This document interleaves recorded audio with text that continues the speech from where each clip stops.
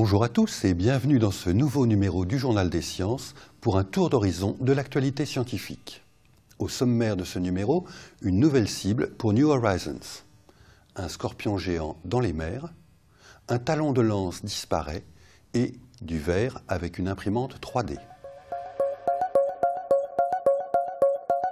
La sonde américaine New Horizons va continuer sa mission déjà bien longue. Lancée depuis la Terre en janvier 2006, la sonde a voyagé pendant plus de 9 ans avant de nous faire découvrir en juillet dernier les paysages de la planète naine Pluton et de ses satellites. Pluton s'est révélé être un astre complexe aux paysages variés avec de grandes zones lisses et d'autres très montagneuses. La NASA a annoncé le 31 août que la sonde irait observer un petit astre découvert récemment et qui porte le joli nom de 2014 MU69.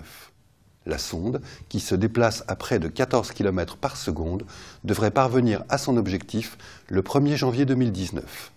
Cette cible est un des nombreux petits corps qui forment la ceinture de Kuiper au-delà de Pluton. On pense qu'il s'agit là d'objets primitifs et très froids, n'ayant guère évolué depuis la formation du système solaire. Après 2014 MU69, New Horizons devrait avoir encore assez de carburant pour pouvoir aller explorer un autre de ces petits corps. Ces objets mal connus sont de véritables fossiles et recèlent probablement les clés pour comprendre la formation du système solaire. Il fallait réfléchir à 2 fois avant d'aller se baigner dans l'océan il y a 460 millions d'années. On pouvait y croiser Pantecopterus decoraensis, une sorte d'énorme scorpion aquatique et carnivore. L'animal mesurait entre 1,50 m et 1,70 m de long. La nouvelle, publiée le 1er septembre dans la revue BMC Evolutionary Biology, est le résultat du travail d'une équipe internationale de l'université de Yale aux États-Unis. Ces scientifiques ont découvert près de 150 fragments de l'animal dans le nord-est de l'Iowa. L'excellent état de ces fragments permet d'en reconstituer l'aspect. L'animal était muni de 2 pattes arrière qui lui permettaient de nager et de creuser le sol. Ses membres antérieurs, munis de griffes, étaient utilisés pour capturer ses proies. Sa tête aplatie et cuirassée devait le protéger de nombreux dangers. Selon les scientifiques, l'ensemble de ces caractéristiques physiques a permis à l'animal, qui devait peupler la plupart des mers de la planète, d'être l'un des prédateurs les plus redoutables de son époque. Ce scorpion de mer est le plus ancien connu à ce jour. Les plus récents se sont éteints au Permien il y a environ 250 millions d'années. Décidément, l'impression 3D est une technique d'avenir. Un de ses récents perfectionnements nous vient du MIT, dont un des laboratoires, le Glass Lab, vient de mettre au point une technique permettant de fabriquer des objets transparents avec du verre en fusion. Pour fondre du verre, il faut dépasser des températures de 1000 degrés, et c'est là que se situe la difficulté. Le laboratoire a conçu une imprimante spéciale en aluminium montée sur une armature d'acier. Cette imprimante comporte 2 chambres. La première chauffe le verre à 1037 degrés, ce qui le rend liquide.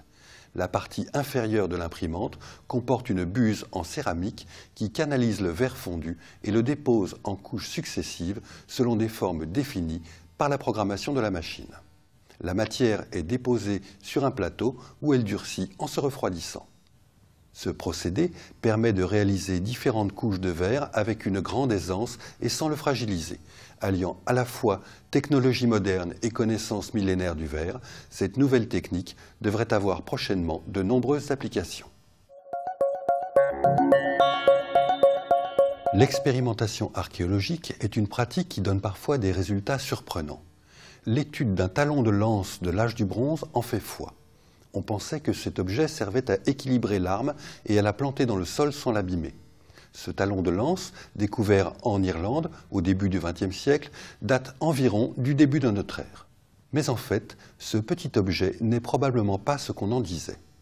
Un archéologue de l'université de Canberra, en Australie, a pensé à une autre hypothèse. Après avoir scanné l'objet, il en fit faire un modèle avec une imprimante 3D. Cette impression fut utilisée pour mouler en bronze une réplique de l'objet.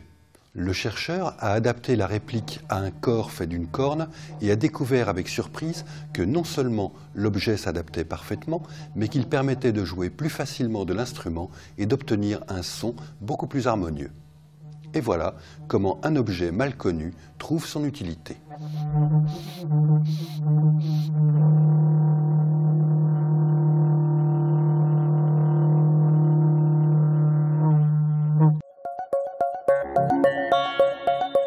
Ce numéro est maintenant terminé. Rendez-vous la semaine prochaine pour un nouveau tour d'horizon de l'actualité scientifique. En attendant, retrouvez-nous sur scienceactualité.fr, le site de la rédaction.